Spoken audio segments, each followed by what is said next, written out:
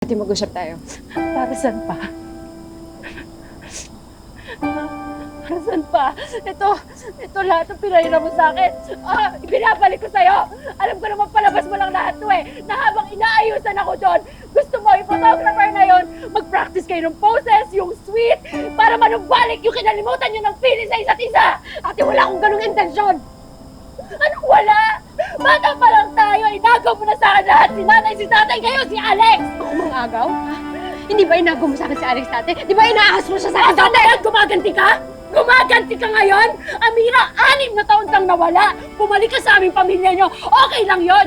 Yun okay lang, pero yung gumugol ka ng oras para agawin ulit sa akin si Alex?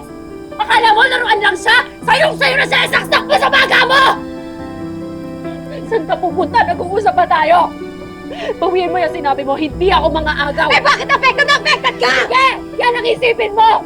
Pero ikaw, utak kriminal ka! Mamamatay tao ka! Eh, di sige, gusto mo magsumbatan tayo? Ha? Naalala mo? Nung nilalandi mo si Alex, eh di sana hindi natake sa puso si tatay! Hindi sana niya tayo nakita! Hindi sana siya natake sa puso! Sige! Sisihin mo na ako sa lahat ng bagay na yan!